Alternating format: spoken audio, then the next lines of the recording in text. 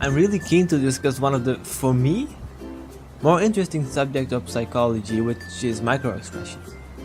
Now before we get right into it, I want to put a disclaimer that most of Paul Ekman's research within psychology regarding micro-expressions has been viewed as pseudoscience, meaning it hasn't been recognized as true science just yet, and maybe it never will.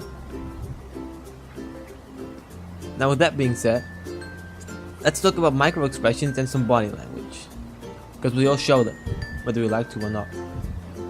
When we feel disgusted by someone or something, when we're into someone, or when we have to make something up on the fly, in all these occasions we show subtle signs and motions about our cognitive state.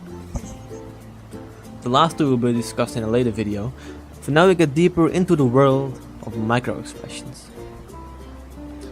Micro-expressions happen when people have hidden their feelings from themselves, which is called repression, or when they try to deliberately conceal their feelings from others, which is called suppression.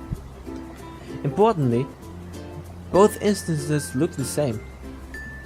You cannot tell from the expression itself whether it is the product of suppression, which is deliberate concealment, or repression, which is unconscious concealment. Let's for example start with some disgust in our facial expressions. When we, for example, overhear someone in casual conversation talking about how they really love to eat soup right off the floor, you might make a cognition that goes something like, "Ew man, that's disgusting." And your facial expressions will correlate with this cognition by raising your nose and lower your brows.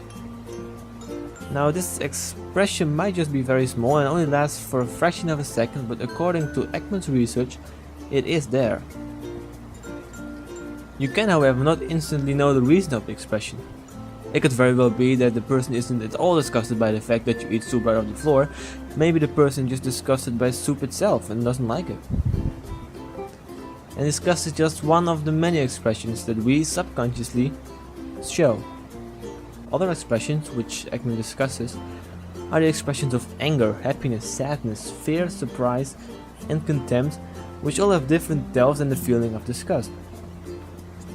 If you want to know more about the details of this, I very much advise you to read Paul Ekman's books, Unmasking the Face from 1975, or even the book Telling Lies, Clues to Deceit from 1985, which are absolutely great reads. Now, we all show micro-expressions in everyday interactions, and some are more keen to spotting them than others. Personally, I invested some time in training to spot the tells as well as other ones, which I will discuss in future videos, and I feel like I can spot some emotions and cognitions that are hidden from most people. This of course brings a downside as well. People usually hide their emotions for a reason.